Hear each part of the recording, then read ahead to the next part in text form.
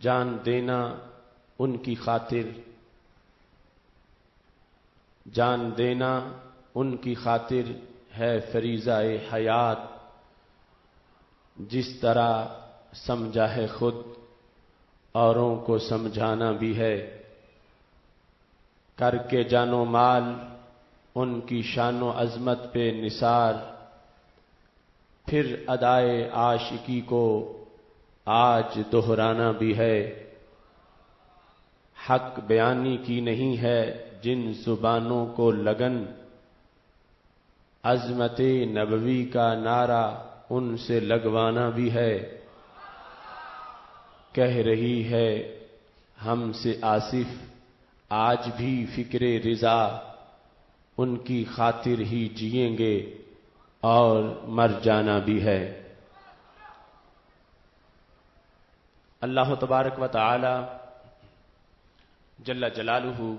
وعم نوالہ واتم برہانہ وعظم شانہ وجل ذکرہ وعز اسمہ کی حمد و ثنا، اور حضور سرور کائنات مفخر موجودات زینت بزم کائنات دستگیر جہاں غم گسار زماں سید سروراں حامی بے کساں قائد المرسلین خاتم النبیین احمد مجتبی جناب محمد مصطفیٰ صلی اللہ علیہ وآلہ واصحابہ وبارک وسلم کے دربار گہر بار میں ہدیہ درود السلام عرض کرنے کے بعد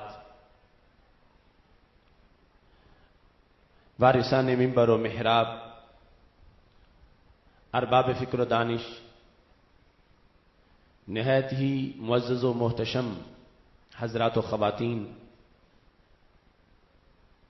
رب ذوالجلال کے فضل اور توفیق سے ادارہ صراط مستقیم پاکستان کے زیر اہتمام گوجرانوالا کی سرزمین پر بھٹی میرج ہال میں رمضان المبارک کے پر نور لمحات میں اور جہنم سے آزادی کے اس پرکیف عشرے میں آج ہماری گفتگو کا موضوع ہے اللہ تعالی نبی صلی اللہ علیہ وسلم وارث۔ میری دعا ہے رب ذوالجلال ہم سب کو قرآن و سنت کا فہم عطا فرمائے اور قرآن و سنت کے ابلاغ و تبلیغ اور اس پر عمل کرنے کی توفیق عطا فرمائے۔ رب ذوالجلال کا کروڑوں بار شکر ہے کہ اس نے ہمیں اس فہم دین کورس کی توفیق عطا فرمائی ہے، اور آج متعدد موضوعات کے بیان کے بعد ہمارا قافلہ منزل کے قریب پہنچ گیا ہے۔ میری دعا ہے خالق کائنات جل جلالہ جہنم سے آزادی کے اس عشرے میں ہم سب کو نار جہنم سے آزاد فرمائے، اور خالق کائنات جل جلالہ سب کے دلوں کی کھیتیوں کو ابر کرم سے سیراب فرمائے۔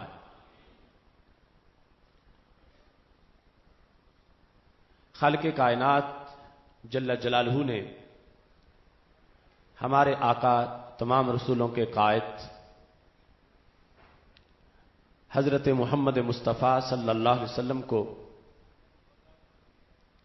ان گنت شانیں عطا فرمائی ہیں، اور یہاں تک کہ بریلی کے تاجدار حضرت امام احمد رضا خان فاضل بریلوی رحمۃ اللہ علیہ کہتے ہیں تیرے تو وصف عیب تناہی سے ہیں بری، حیران ہوں میرے شاہ کیا کیا کہوں تجھے۔ قرآن مجید برہان رشید میں اول سے لے کر آخر تک انہی اوصاف کا تذکرہ موجود ہے۔ رب ذوالجلال کا شکر ہے کہ صدیوں کے گزر جانے کے باوجود آج بھی ہمارے سینے میں وہی عقیدہ موجود ہے جو عقیدہ صفہ پر بیٹھ کر دین پڑھنے والوں کا عقیدہ تھا۔ اتنی صدیوں کے گزر جانے کے باوجود وہ عقیدہ ہمیں بھلایا نہیں جا سکا، اور انشاءاللہ اسی عقیدے کے زیر سایہ جنت میں داخلہ ہوگا، اور اسی عقیدے کے زیر سایہ انشاءاللہ فردوس کے بالا خانوں کی میزبانی میسر آئے گی۔ خالق کائنات جل جلالہ نے سید عالم نور مجسم شفیع معظم صلی اللہ علیہ وسلم کو قرآن مجید برہان رشید میں متعدد مقامات پر ایسے اوصاف سے ذکر کیا ہے کہ جن صفات کا ذکر دوسرے مقام پر خود رب ذوالجلال کے لحاظ سے ہے، تو خالق کائنات جل جلالہ نے اپنی نوازشات اور اپنی عطا سے وہ صفات اپنے محبوب صلی اللہ علیہ وسلم کی بھی ثابت فرمائی ہیں، اور ان کا ذکر قرآن مجید برہان رشید میں کیا ہے۔ ہر چیز کا مالک و مختار رب ذوالجلال ہے، اور خالق کائنات جل جلالہ نے اپنے محبوب صلی اللہ علیہ وسلم کو مالک و مختار بنایا ہے۔ آج کے موضوع کے لحاظ سے اللہ نبی وارث بطور خاص لفظ وارث کی گفتگو کو قرآن و سنت سے بیان کرتے ہوئے ہم اپنی گفتگو کو آگے چلائیں گے۔ اگر تو قرآن مجید اور سنت رسول صلی اللہ علیہ وسلم میں لفظ وارث لفظ اللہ جیسا ہے، یعنی اللہ کے سوا کسی پر اس کو بولنا جائز نہیں، تو پھر تو ظاہر ہے کہ اللہ نبی وارث کہنا، دونوں ذاتوں کے ساتھ وارث کا لفظ لگانا یہ ناجائز ہوگا۔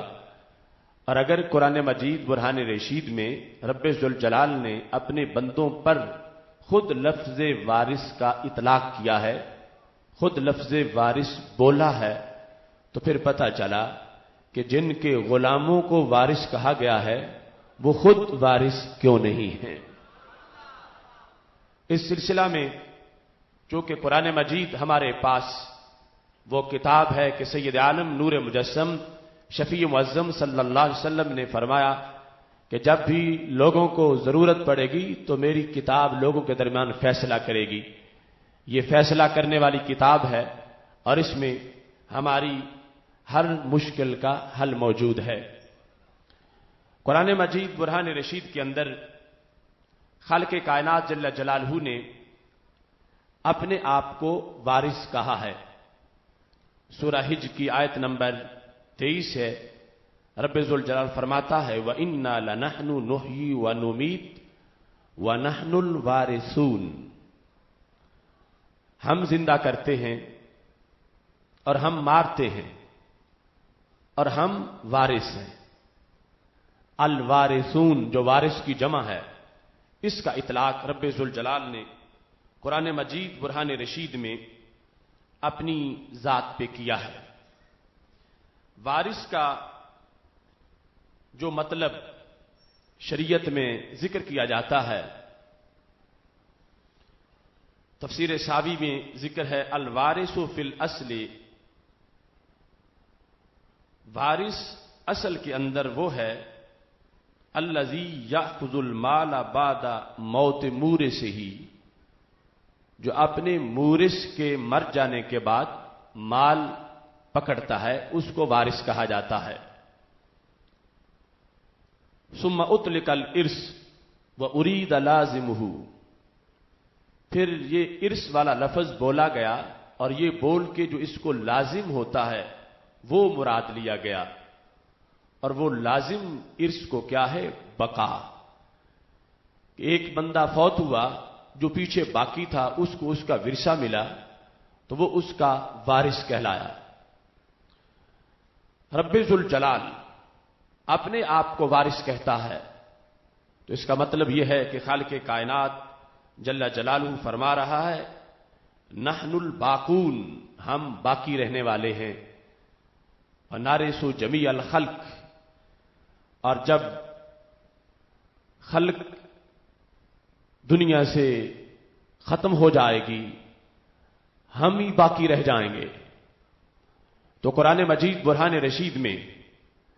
خالق کائنات جل جلالہ نے لفظ وارث اپنے اوپر اس کا اطلاق کیا، اور جس کا معنی باقی کے لحاظ سے ہے، یعنی وہ حقیقی معنی جو کسی کا مال اخذ کرنا ہے وہ بندوں کے لحاظ سے ہے، وہ اللہ کی شان کے لائق نہیں ہے. تو رب ذوالجلال کے لحاظ سے اس کا معنی باقی ہے. قرآن مجید برہان رشید میں متعدد مقامات پر خالق کائنات جل جلالہ نے لفظ وارث اپنے علاوہ بھی مختلف ذاتوں پہ بولا ہے.